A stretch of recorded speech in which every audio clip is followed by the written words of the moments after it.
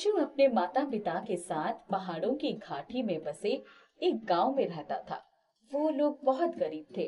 उसके पिता किशोर लाल की नुक्कड़ पर ही एक चाय की दुकान थी। माता पिता चाहते थे कि उनका बेटा पढ़ लिख कर बड़ा आदमी बन जाए, परंतु 15 साल के राजू का मन पढ़ाई लिखाई में बिल्कुल भी न था। वो 10वीं में पढ़ता था। स्कूल जाता तो रोज उसकी शिकायत आती थी। कभी किसी का हाथ तोड़ देता तो कभी सिर फोड़ देता। एक दिन, अरे तूने तो नाक में दम कर दिया है। रोज तेरी शिकायत आ जाती है। इससे अच्छा कल से तू दुकान पर ही बैठकर चाय बनाने के काम में मेरी मदद किया कर। पिताजी, मैं क्या करूं? जा, ये चाय के बर्तन धो कर ले आ। वो पूरे दिन दुकान पर ही रहा। कभी ग्राहकों को चाय देता तो कभी भागकर बर्तन धोने लगता। राजू चुपचाप चाय के बर्तन धो रहा था। तभी उसके स्कूल की छुट्टी हो गई और सारे बच्चे झुंड बनाकर उसी सड़क से निकल रहे थे। सब उसका मजाक बनाने लगे। अरे वो देखो, चाय के बर्तन धो रहा है। पढ़ाई लिखाई तो करना नहीं है, ये इसी लायक है। राजू को बहुत गुस्सा आया। उसने चाय का पैन उठाया और उसके सिर पर दे मारा। उसी समय उधर से एक बुढ़िया जा रही थी। पैन उसके सिर से टकराया और वो गिर पड़ी। दादी माँ, मुझसे बहुत बड़ी गलती हो गई है, मुझे माफ कर दो। मैंने जानबूझकर तुम्हें नहीं मारा था। बेटा, तुमने किसी को तो मारा होगा ना। वो पैन जिसको भी लगता उसका यही हाल होता। राजू ने जल्दी से बुढ़िया को सहारा देकर उठाया। उसकी कमर बिल्कुल झुकी हुई थी। उसने बुढ़िया को अपनी दुकान के पास सहारा देकर बिठा दिया। तुम यहीं बैठो, मैं तुम्हारे लिए पानी और चाय लेकर आता हूँ। थोड़ी ही देर में वो चाय लेकर आया। उसने उस बुढ़िया को चाय पिला दी। तुमने मुझे मारा भी और मुझे चाय भी पिलाई। तुम एक नेक दिल बच्चे हो। मैं तुमसे बहुत खुश हूँ। ये लो, ये जादुई केतली है। इसमें जितनी भी चाय बनाना चाहो बन जाएगी। ये कहकर बुढ़िया वहाँ से गायब हो गई। वो अपने हाथों में केतली पकड़े उधर ही देखता रह गया। तभी, अरे चाय का पैन धुल गया हो तो जल्दी लेकर आ जा और चाय चढ़ा दे। देखता नहीं है, शाम का टाइम है, सब लोग भीड़ लगाए हैं।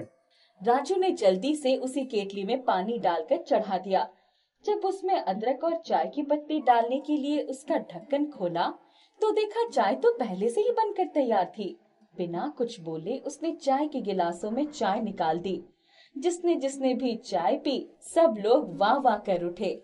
भाई किशोरी, मानना पड़ेगा, तुम्हारे बेटे के हाथों की चाय में बहुत स्वाद है। मुझे एक गिलास चाय और दे दो। उस दिन सबने 2-2 गिलास चाय पी। किशोरी लाल बहुत खुश हुआ। पर जब उसने देखा कि सबके चाय पी लेने पर भी पूरी केतली अभी भी भरी हुई थी, तो उसके आश्चर्य की सीमा नहीं रही। इतनी चाय क्यों बनाई? अब सारा दूध, पत्ती और चीनी बेकार हो गया ना। बाबा, मैंने तो कुछ भी नहीं डाला। किशोरी लाल ने देखा कि सारा सामान जस का तस पड़ा हुआ था। ये सब कैसे हुआ? तब राजू ने उन्हें सारी बातें बताई। अच्छा, इस बारे में और किसी से कुछ नहीं कहना। चलो, चाय घर ले चलो। जब वो दोनों घर आए तो, अरे ये केतली घर क्यों लेकर आ गए? देखो, तुम्हारे लाडले ने क्या मस्त चाय बनाई है। आज लोगों ने 2-2 गिलास चाय पी है। जरा मुझे भी पिला अपनी चाय राजू। राजू ने माँ को चाय दे दी। चाय का घूंट भरते ही, ऐसी चाय तो मैंने कभी पी ही नहीं। क्या स्वाद है। किशोरी लाल ने बची हुई चाय घर के पीछे बनी क्यारियों में डाल दी। सुबह जब वो लोग सोकर उठे तो, अरे जल्दी उठो, देखो हमारी क्यारियों में कितने सुंदर सेब के पेड़ लगे हैं और उन पर लाल लाल सेब भी लगे हैं। किशोरी लाल तो समझ गया कि ये सब उसी जादुई केतली का चमत्कार है। एक काम करो, हम सेब तोड़कर तुम्हें दे देते हैं। तुम ये सेब लेकर बाजार में बेच दो। हम चाय की दुकान पर जाते हैं। राजू की माँ ने टोकरी सिर पर रखी और बाजार चली गई। उसके सेब खत्म ही नहीं हो रहे थे। जितना भी बेचती सेब की टोकरी भर जाती। आखिर में थक कर वो घर आई। तब तक राजू और किशोरी लाल भी आ गए थे। सबने दिन भर की अपनी अपनी कहानी सुनाई। ये तो बड़ा चमत्कार हो गया। चलो हमारी गरीबी कट जाएगी। उनका सेब का पेड़ हमेशा लाल लाल सेबों से लदा रहने लगा। राजू की माँ दिन भर सेब बेचती, राजू और किशोरीलाल चाय की दुकान चलाते। कुछ ही दिनों में उनके पास काफी पैसा हो गया। सोचता हूँ अब एक पक्की दुकान खरीद लूं, वहीं चाय भी बनेगी और तू सेब भी वहीं बैठकर बेच देगा। हाँ बाबा, ये ठीक रहेगा। हमारे सेब इतने रसीले हैं कि जो भी एक बार खा लेता है उसको स्वाद भूलता नहीं है। उन्होंने कुछ ही दिनों में पक्की दुकान खरीद ली। उनकी खूब आमदनी होने लगी। जो चाय बच जाती उसे सेब के पेड़ में डाल देते। अब उनका रहन सहन बिल्कुल बदल गया। घर भी पक्का हो गया। बाबा, हम एक मोटरसाइकिल भी खरीद लेते हैं। हाँ बेटा, तूने तो मेरी दिल की बात छीन ली। जिस दिन वो मोटरसाइकिल लेकर आए उस दिन पूरे गांव वाले उनकी मोटरसाइकिल देखने आ गए। सबके मुंह पर एक ही बात थी, अरे किशोरी लाल, किस्मत हो तो तुम्हारे जैसे। बेटा जवान हो गया। जिस दिन से दुकान पर बैठा तुम्हारा तो भाग्य ही खुल गया। सब आप लोगों का आशीर्वाद है भाई जी। बेटा आप लोगों के बच्चों की तरह पढ़ लिख तो ना सका, पर दुकान संभाल ली। राजू झटपट मिठाई लेकर आया। उसने सबको बांट दिया। उनकी बहुत तरक्की होती देखकर मुन्ना ईर्ष्या से जल उठा। बार बार मोटरसाइकिल के चारों तरफ घूमने लगा। कितने की है रे राजू तेरी मोटरसाइकिल? 25,000। कहते हैं जब अचानक पैसा आ जाता है तो आदमी का दिमाग चढ़ जाता है। तुम कहना क्या चाहते हो? मुन्ना, हमारे पास मेहनत का पैसा है, अचानक नहीं आ गया। इसके बाद राजू अपनी दुकान पर बैठे बैठे ही पढ़ाई भी करता। उसका गुस्सा भी बहुत कम हो गया था। एक दिन जब वो दुकान पर बैठा था तब बहुत भीड़ थी। मुन्ना आया और मुझे तो लगता है ये लोग अपनी चाय में कुछ नशे की चीज मिलाते हैं। लोगों को इसीलिए चाय पीने की आदत पड़ गई है। एक दो लोगों ने उसकी हाँ में हाँ मिलाई। धीरे धीरे बात फैल गई। कई दिनों तक वो दुकान पर आकर ऐसे ही बातें बोलते। धीरे धीरे उनकी दुकान पर लोगों का आना कम होने लगा। एक दिन ऐसा भी आया कि उनकी दुकान पर चाय पीने कोई नहीं आया। तुम्हारे दोस्त झूठी अफवाह फैला रहे हैं, हमारी दुकान बंद ही करवा देंगे। बाबा, आप चिंता मत करिए, सब ठीक हो जाएगा। राजू एक दिन दुकान पर बैठा था। उस दिन बहुत ठंड थी। तभी वही बुढ़िया कांपते हुए आई। आओ दादी, बड़े दिनों बाद आई हो, पहले चलकर चाय पी लो, कुछ गर्मी आ जाएगी। राजू ने जैसे ही उसको चाय पिलाई उसकी झुकी हुई कमर बिल्कुल सीधी हो गई। अरे इस चाय में जरूर तुम कुछ मिलाते हो। देखो सब लोग, मैं तो ठीक हो गई। सालों से मेरी कमर झुकी हुई थी। किशोरी लाल की दुकान पर भीड़ लग गई। सबने सोचा ये तो पागल हो गई। उस बुढ़िया को देखने के लिए जितने भी लोग खड़े थे, ठंड की वजह से सबने चाय मांग कर पी। तभी अरे मेरे कान में दर्द था, मैं तो वैद्य जी के पास दवा लेने जा रहा था, लेकिन चाय पीते ही ठीक हो गया। सब लोग आश्चर्यचकित हो गए। उस घटना के बाद किशोरी लाल की दुकान फिर से चल पड़ी। राजू भागते हुए बुढ़िया के पास गया। दादी, तुम कौन हो? सच सच बताओ। तेरा काम हो गया ना? जा, आम खा, पेड़ गिनने की जरूरत नहीं है। गिनना है तो अपने पेड़ों के सेब गिन। इतना कहकर बुढ़िया फिर गायब हो गई। उसके बाद राजू ने 10वीं की परीक्षा दी। वो बहुत अच्छे नंबरों से पास हुआ। उसने आगे की पढ़ाई भी पूरी कर ली। उनके पास अब धन दौलत की कमी न थी। उसने बड़े होकर सेब का बगीचा खरीद लिया और सेब का व्यापार कर लिया। जहाँ हाथ डालता वहाँ सोना बरसने लगता। इसलिए कहते हैं, दान दुखियों की सेवा में ही भगवान बसते हैं।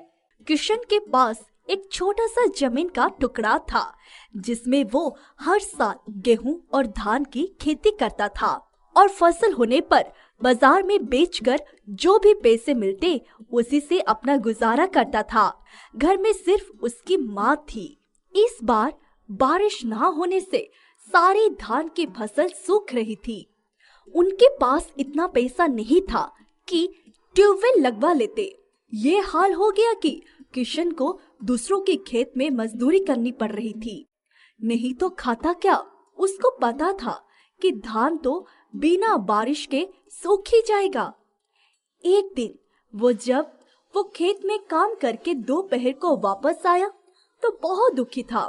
उसकी माँ ने उसको खाना दिया और पंखा झलते हुए बोली, आज घर में जो कुछ भी था मैंने बना दिया, पर कल क्या खाएंगे? माँ, ऊपर वाला हमें किन कर्मों की सजा दे रहा है? बेटा चिंता मत करो, कुछ ना कुछ हो जाएगा। धान की फसल ही जाएगी ना। हमारी जमीन तो है। अब की बार गेहूं की फसल लगवाओगे तो शायद ऊपर वाला हमारी मदद करे। धैर्य से काम लो। हम किसी का बुरा नहीं करते तो हमारे साथ भी बुरा नहीं होगा। तभी दरवाजे की कुंडी खटकी। उसकी माँ ने देखा एक साधु भिक्षा मांगने आए थे। उसकी माँ ने एक कटोरी में थोड़ा सा गेहूं ले जाकर साधु को दे दिया। माई, कुछ खाने को दे दो, गेहूं का मैं क्या करूंगा? उसकी माँ रसोई में से अपने हिस्से की रोटी, सब्जी और दाल लेकर आई और साधु को बिठाकर भोजन कराया।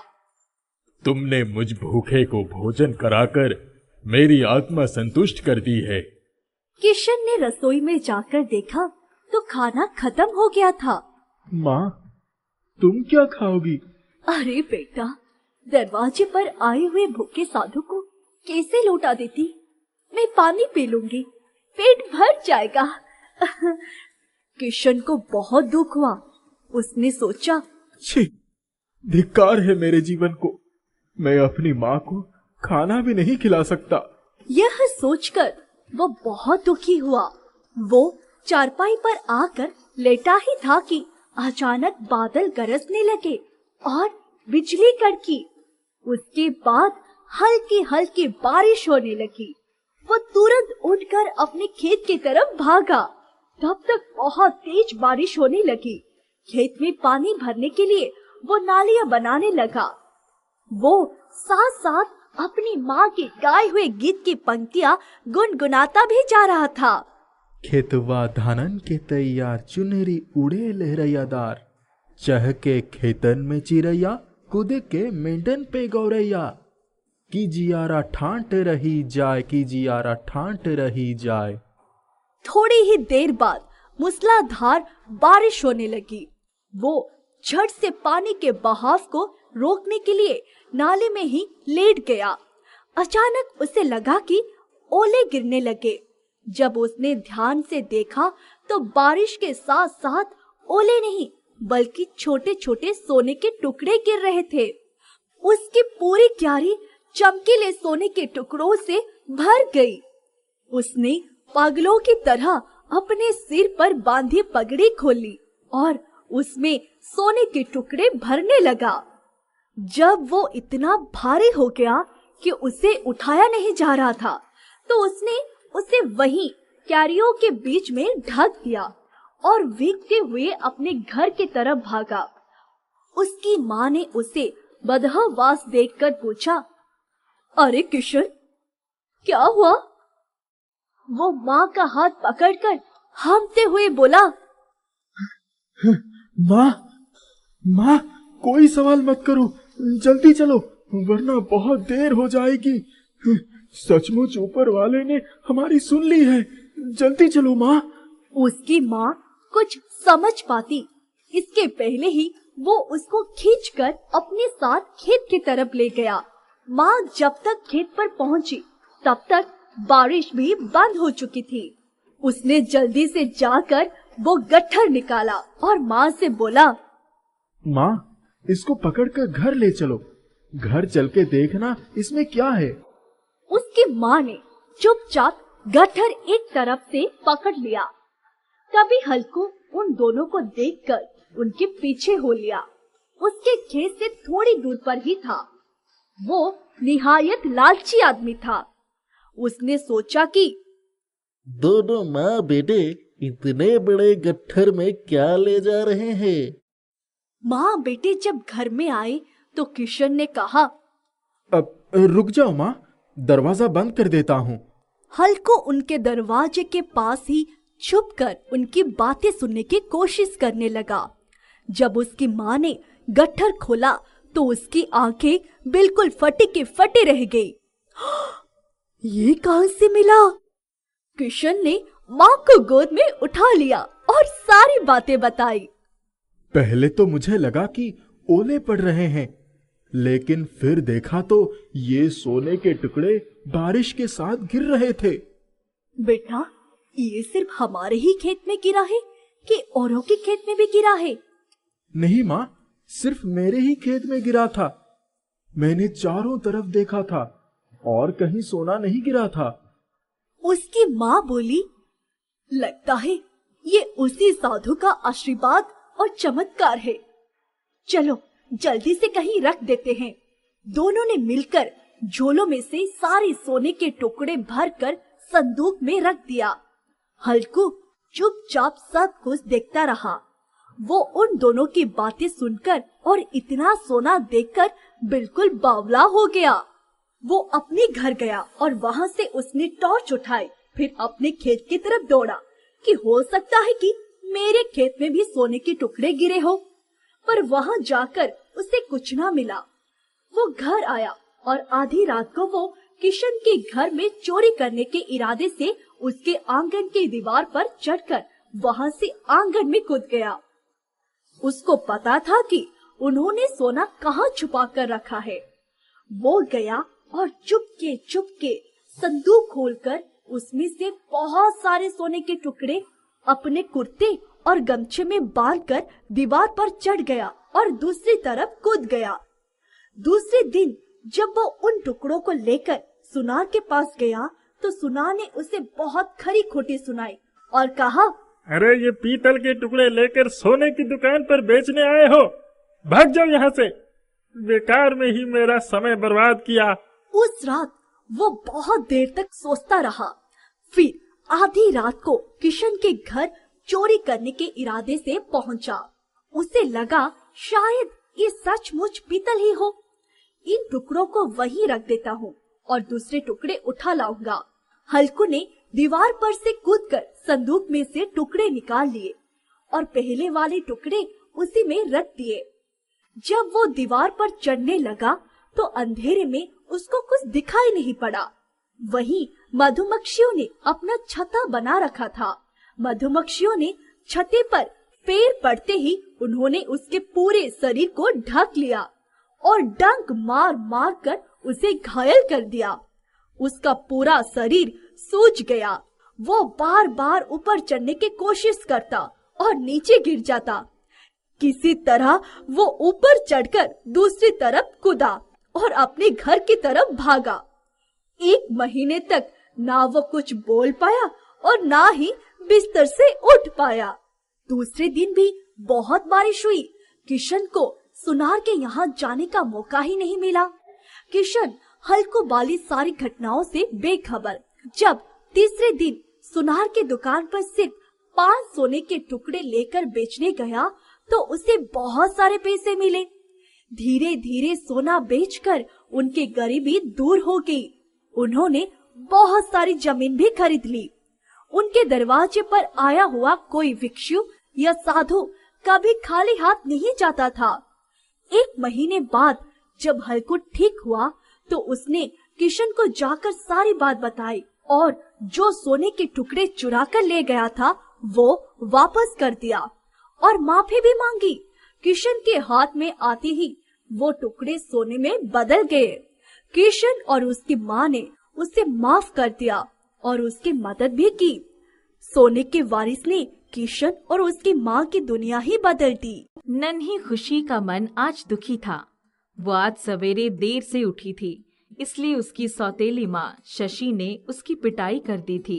उसकी आंखों में आंसू थे, इसलिए उसके पिता राजेंद्र ने सवाल कर दिया, क्या बात है खुशी, इतना रो क्यों रही हो? बाबूजी, कल रात तक मैंने बहुत काम किया था, इसलिए सोने में देरी हो गई। सवेरे देर से उठी तो माँ बरस पड़ी और उन्होंने इतनी सी बात पर मेरी पिटाई भी कर दी। बिटिया, सवेरे जल्दी उठ जाया करो। आज के बाद ये बात तुम्हें हमेशा याद रहेगी। तुम्हारी माँ भी सवेरे जल्दी उठती थी। जाओ, अब अपना काम करो। खुशी को अपने पिता से यह आशा नहीं थी। वो सोच रही थी कि माँ को डांट पड़ेगी, लेकिन बाबूजी उसे ही उल्टा समझा बुझाकर चले गए। उसका दुख इस बात से अधिक बढ़ गया। इतना ही नहीं, शशि फिर आ गई। क्यों रे नालायक, अपने बाबूजी से मेरी शिकायत कर रही थी? तूने गलती की, तुझे इसकी सजा मिली। चली थी अपने बाबूजी से मेरी शिकायत करने। उनसे कहा, कुछ हुआ तेरे बाबूजी मेरा क्या बिगाड़ लेंगे? मुझे किसी का डर नहीं। चल जल्दी जल्दी हाथ बढ़ा, नहीं तो डंडे पड़ेंगे। खुशी बेचारी फर्श साफ करने लगी। फर्श पर उसकी आंसू की बूंदें गिरने लगी। कोई काम तो ठीक से करने आता नहीं, बस आंसू बहाने में नंबर 1। काम पूरा करो और सारे कपड़े धो डालो। ठीक है। खुशी बाल्टी में कपड़े लेकर नदी किनारे चल पड़ी और वहां पहुंचते ही एक बंदर आया और 2 कपड़े लेकर पेड़ पर चढ़ गया। खुशी परेशान हो गई। अरे बंदर भैया, ऐसे जुल्म मत करो, मेरे कपड़े वापस कर दो। वैसे भी मेरी जिंदगी में दुख दर्द बहुत है, तुम भी मुझे रुलाने चले आए।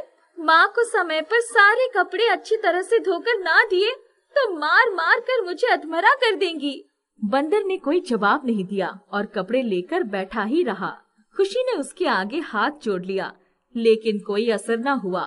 वो कपड़ा धोती रही और बंदर के आगे गिड़गिड़ाती रही। एक आधे सुनहरे और आधे हरे रंग का तोता एक पेड़ की डाल पर बैठकर सब कुछ देख रहा था। हे भगवान, इस बंदर से कपड़े वापस दिलवा दो, वरना माँ मेरा बहुत बुरा हाल कर देगी। अगर कपड़े नहीं मिले तो घर कैसे जाऊंगी? अब आप ही मुझे बचा सकते हो। अचानक उस सुनहरे तोते ने आंखें मटकाई और उसने ध्यान से बंदर को देखा। इसके बाद उस बंदर के ऊपर अचानक वशीकरण मंत्र जैसा असर हो गया। बंदर कपड़े लेकर नीचे उतर आया और बड़ी शांति के साथ कपड़े खुशी के हाथों में दे दिए। तोते ने फिर आंखें मटकाई और खुशी के चेहरे पर खुशी छाई। सुनहरा तोता खुशी के सामने आकर बैठ गया। तुम्हारा नाम क्या है गुड़िया? मेरा नाम खुशी है।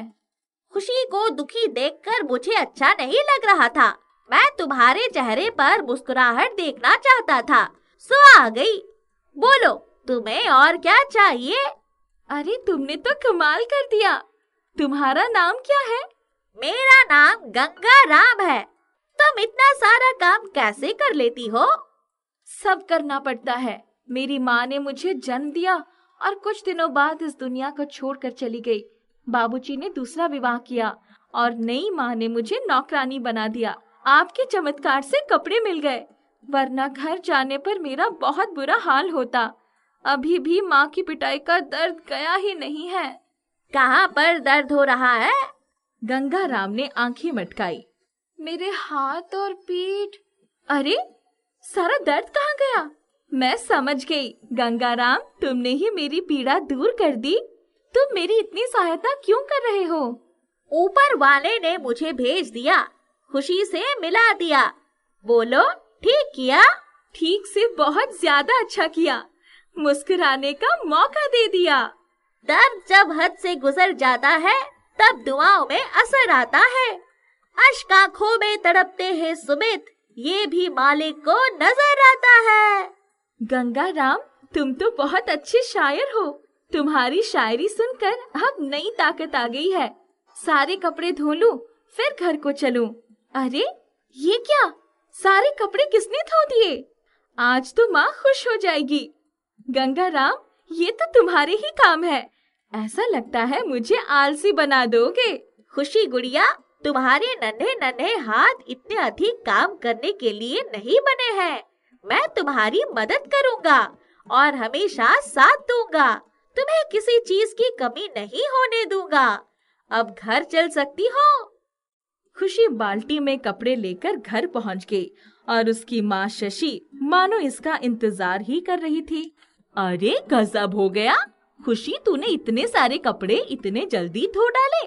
हाय दैया, इतने साफ, ये तो नए कपड़ों की तरह चमक रहे हैं। ये कैसे हो गया? अच्छा चल, मेरे पैर दबा दे, बहुत तकलीफ हो रही है। इतने में शशि के पूरे शरीर में अथाह पीड़ा उठी और वो तड़पने लगी। अरे बाप रे, मर गई। ये कौन सी नई बीमारी आ गई? दर्द से जान जा रही है। गंगाराम, माँ को ठीक कर दो। इतने में गंगाराम ने आंखें मटका ली और चमत्कार हो गया।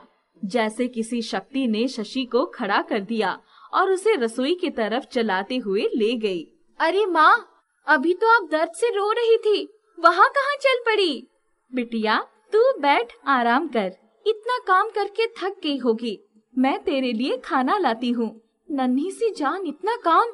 तुझसे इतना ज्यादा काम करवा के मैं अपने सर पर इतना पाप नहीं ले सकती। शशि माँ थाली में खाना परोसकर ले आई। अरे बिटिया, खाना खा लो, इसके बाद आराम करो, मैं सारे बर्तन मांज दूंगी। अरे माँ, मैं ये क्या सुन रही हूँ और देख रही हूँ? बिटिया, एक दिन मुझे ऊपर जाना है, भगवान को मुंह दिखाना है। गंगाराम आंखें मटका रहा था और खुशी को सारा माजरा समझ में आ रहा था। बिटिया, ये सुनहरा तोता तुम्हें कहाँ मिल गया? बड़ा प्यारा है। ये जब आंखें मटकाता है तो बहुत प्यारा नजर आता है। अरे माँ, ये गंगाराम है। इसकी आंखें मटकाने की अदा तो कमाल की है। ये सचमुच बड़ा चमत्कारी है। इसने ही मेरी जिंदगी संवारी है। मैं इसके खाने के लिए अमरूद लाती हूँ। इसे भूख लगी होगी, खिलाती हूँ। गंगाराम ने घर में चारों तरफ नजर डाली तो देखा तो पूरे घर में गरीबी का ही राज्य था। खुशी झटपट अमरूद काट कर लाई और गंगाराम के सामने रख दिया। गंगाराम बड़े प्यार से खाने लगा और इसके बाद वो खुश होकर पंख फड़फड़ाने लगा। उसके दोनों पंख फड़फड़ाने से सोने के सिक्के गिरने लगे। खुशी ने सारे सिक्के समेट लिए। मेरी खुशी को हमेशा खुश देखना चाहता हूँ। उसे किसी भी चीज की कमी हो ये बर्दाश्त नहीं कर पाऊंगा।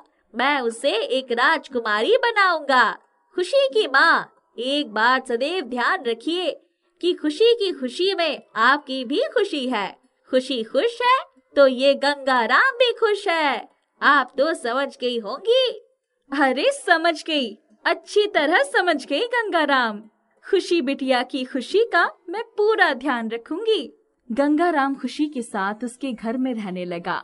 वो इधर उधर उड़ता और फिर कहीं से आ जाता।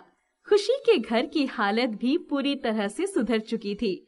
उनका रहन सहन ठाट बाट अच्छा हो गया था। एक दिन खुशी घर में सो रही थी। गंगाराम अमरूद खाकर फुदक रहा था। एक सांप घर में घुस आया। वो सोती हुई खुशी के पास जा रहा था। इतने में गंगाराम ने उसे देख लिया। उसने आंखें मटकाई और सांप के ऊपर वार कर दिया। सांप बौखला गया और वो गंगाराम की तरफ मुड़ गया और उसने गंगाराम पर वार कर दिया। गंगाराम ने उसे फिर चोंच मारी। सांप घायल हुआ और उसने फिर पलटवार किया और वहां से भाग गया। गंगाराम नीचे गिरकर तड़पने लगा। खुशी जाग गई थी। वो, उसकी माँ और घर के दूसरे लोग गंगाराम की हालत देखकर बहुत दुखी हो गए। माँ देखो, सांप ने गंगाराम को काट लिया है। हमें इसे डॉक्टर के पास ले जाना है। मेरे गंगाराम को कुछ नहीं होना चाहिए। हे भगवान, मेरी जान ले लो, लेकिन गंगाराम को ठीक कर दो। अरे खुशी, ये क्या कर रही हो? मेरे बदले अपनी जान की बात कर रही हो? भगवान ने तुम्हारी पहली बात मान ली और मैं ठीक हो गया। भगवान मेरी खुशी को कुछ नहीं होने देंगे। वो जो सांप आया था उसे एक जादूगर ने भेजा था, इसलिए मेरा चमत्कार उस पर पूरी तरह असर नहीं कर पाया। आज मेरे चमत्कार और तुम लोगों के प्यार ने ही मेरी जान बचाई है। जाको रखे साइया, मार सके ना कोई। जमींदार रोशन लाल की हवेली पर बहुत भीड़ लगी थी। उनकी हवेली की नीलामी हो रही थी। शहर से भी कई लोग आए थे। बोली लग रही थी।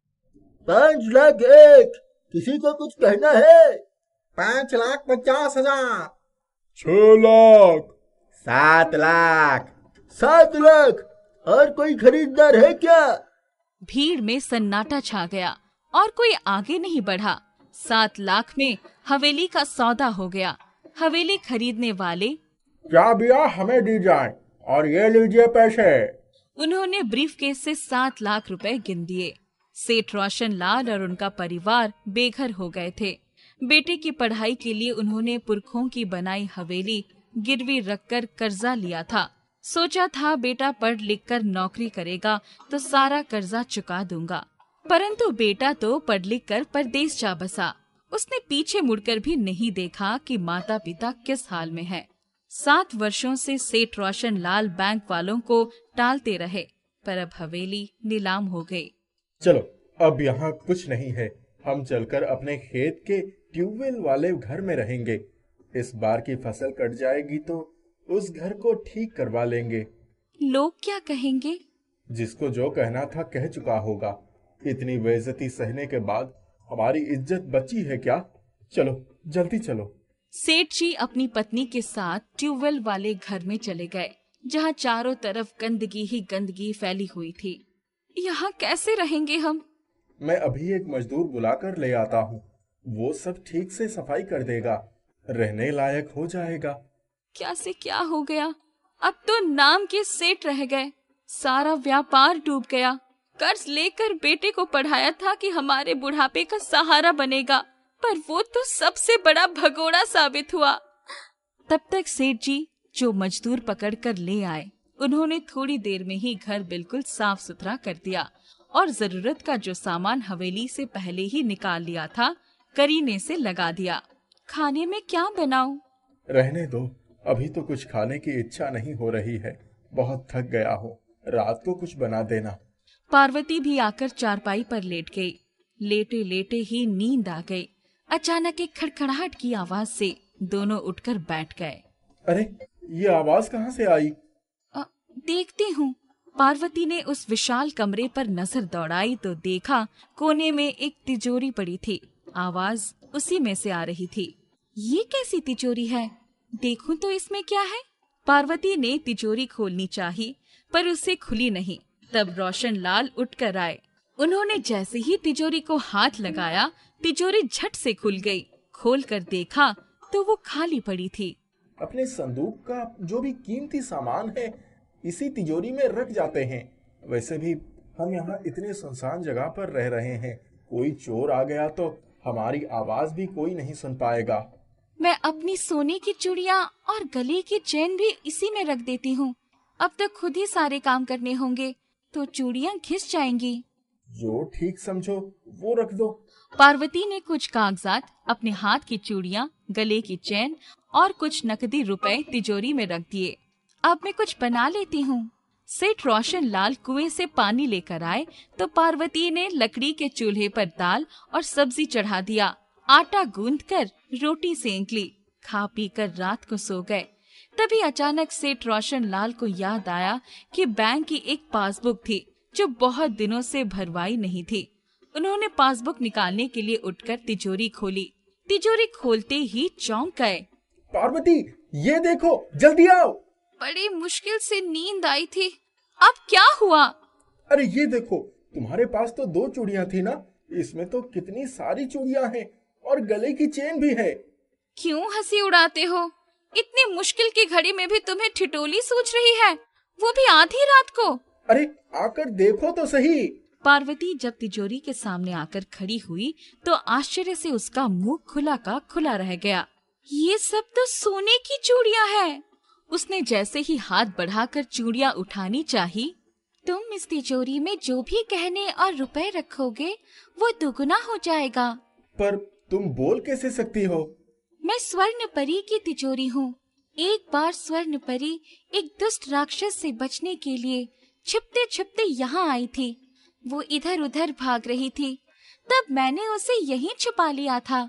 राक्षस के जाने के बाद स्वर्ण परी ने मुझे जादुई छड़ी के जादू से जादुई बना दिया था। आज तक तो कभी किसी ने नहीं बताया कि मेरे ट्यूबवेल वाले घर में जादुई तिजोरी है। हमेशा यहाँ मजदूर रहते थे।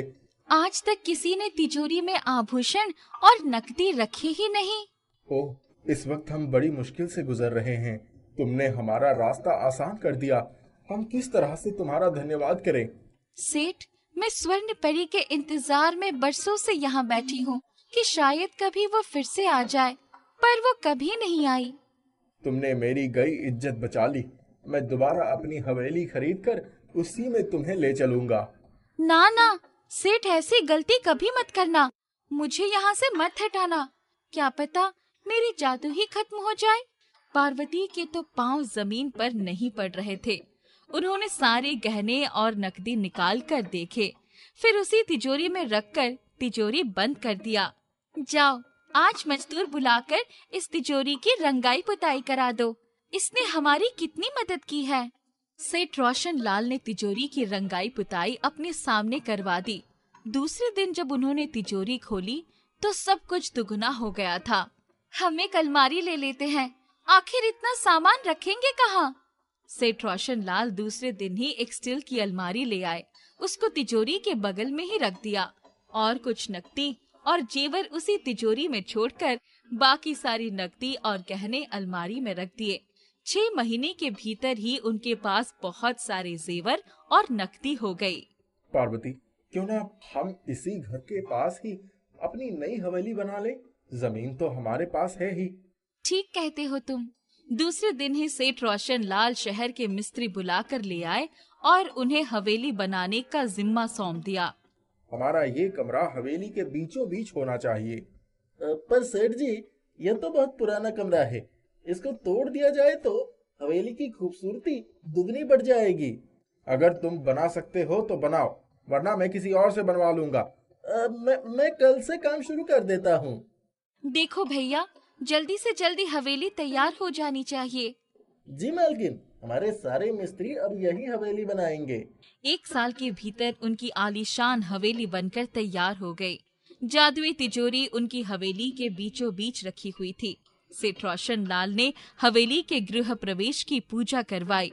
उन्होंने सभी मिस्त्रियों के परिवार वालों और गांव के गरीब मजदूरों को भी खाने का निमंत्रण दिया। खूब दिल खोलकर खर्च किया। सबके जाने के बाद स्वर्ण परी की तिजोरी, सबने इतना कुछ खाया, तुमने कुछ नहीं खाया। आज तुम्हें धन्य हो गई। जब तुमने पूजा करवाकर भोग लगाया तो सबसे पहले मुझे ही तो याद किया था। मैंने तो सबसे पहले खा लिया था।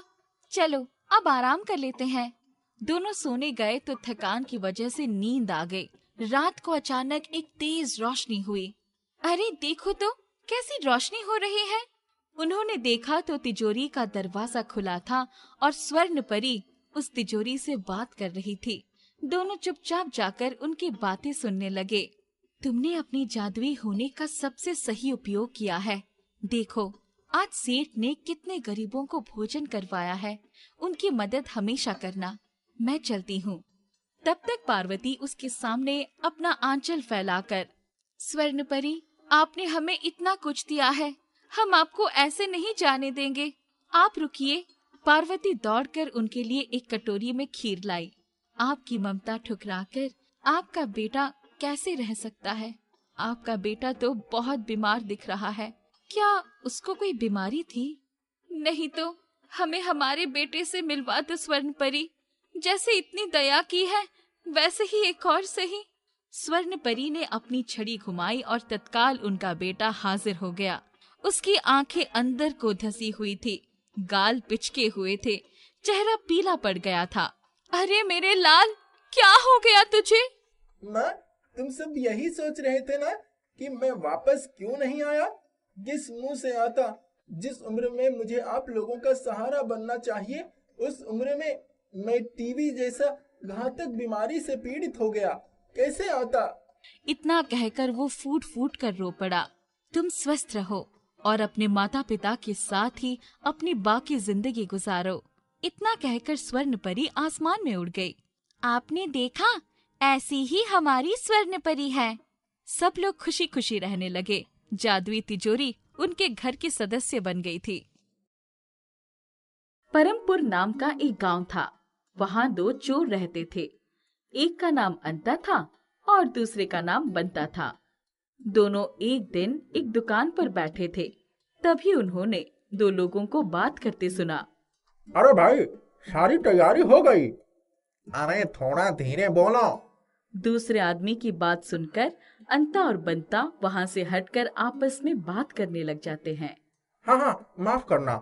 और बताओ, दूसरे गांव रिश्तेदार की शादी में जाने के लिए तैयारी हो गई? हाँ, तैयारी तो हो गई। अगर पत्नी के भाई की शादी की बात नहीं होती तो मैं तो घर छोड़कर जाता ही नहीं। 2 दिन बाद उस आदमी के दूसरे गांव जाने के बाद अंता और बंता एक रात उस आदमी के यहाँ चोरी करने के लिए आते हैं। दरवाजे पर पहुंचकर अंता बोलता है, आखिर इस आदमी के घर में ऐसा क्या है जो ये अपनी पत्नी के भाई की शादी में नहीं जाना चाहता? लगता है पता लगाना ही होगा। ठीक है, इसके दूसरे गांव निकलने के बाद हम इसके घर में घुसेंगे।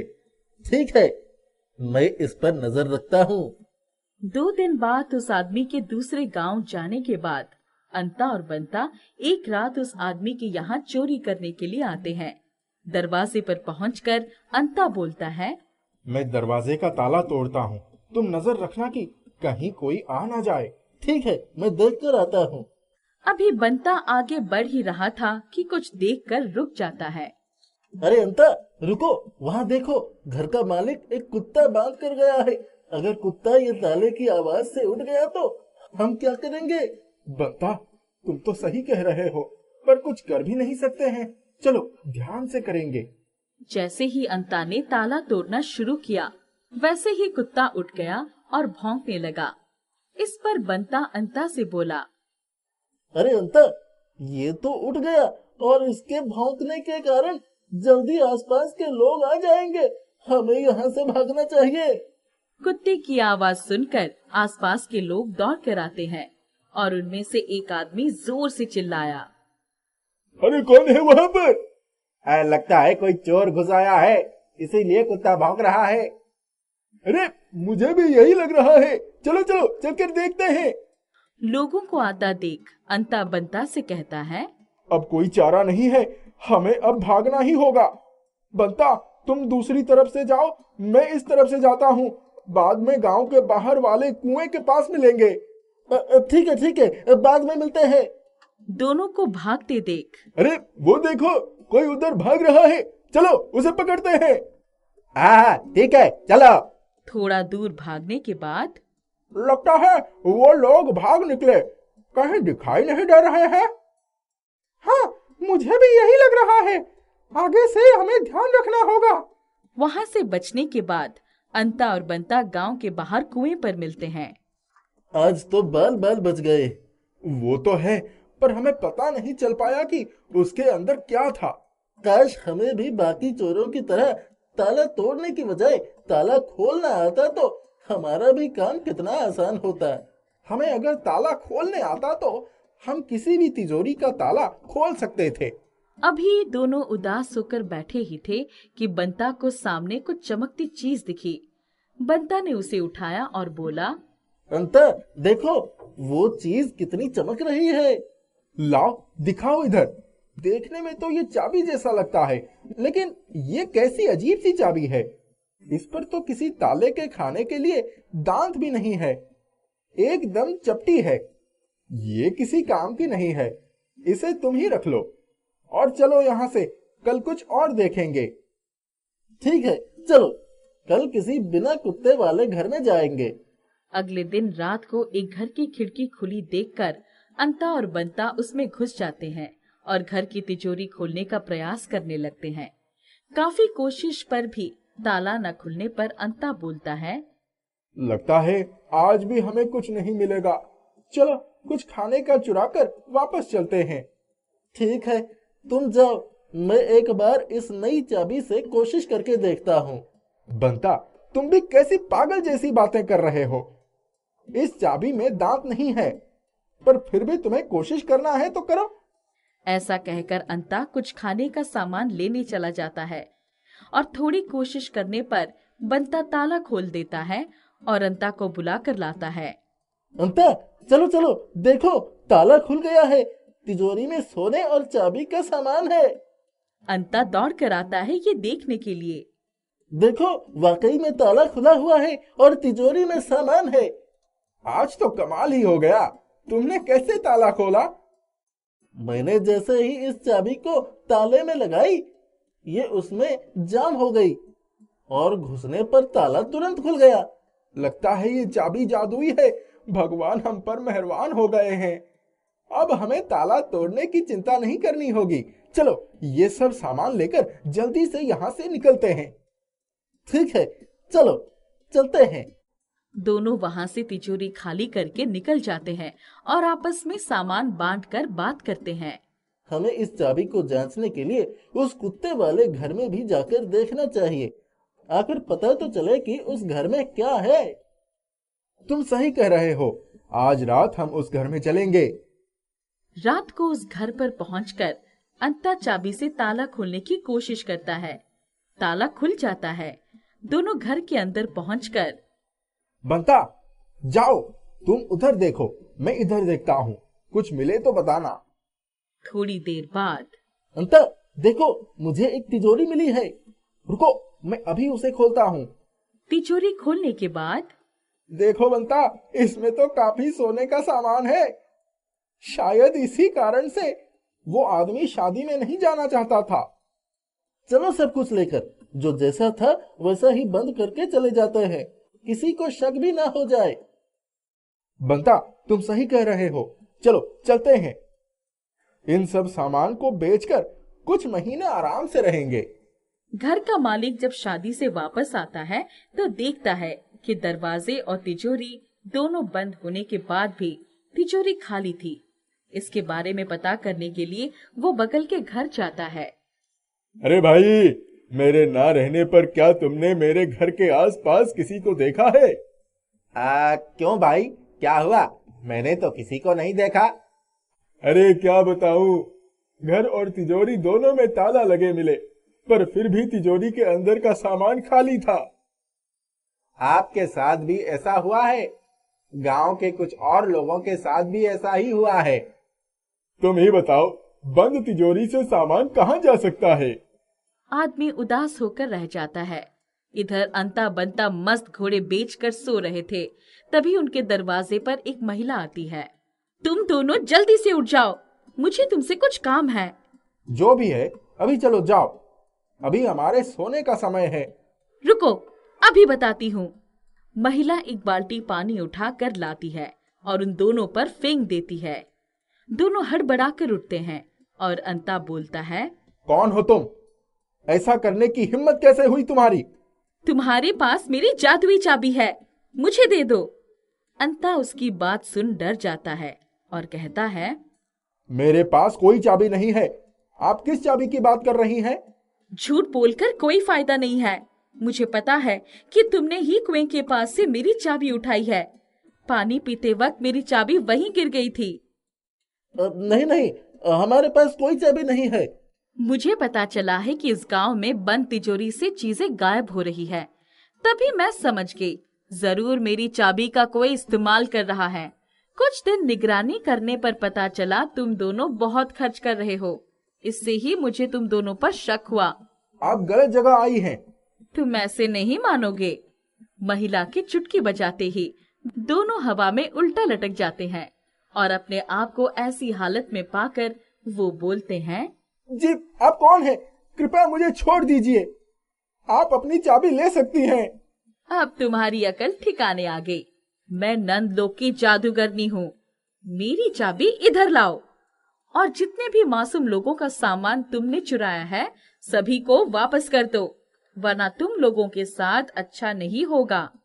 जादूगरनी अपनी चाबी लेकर वहाँ से चली जाती है। डर के मारे अंता और बंता सभी लोगों के सामान वापस लौटा देते हैं।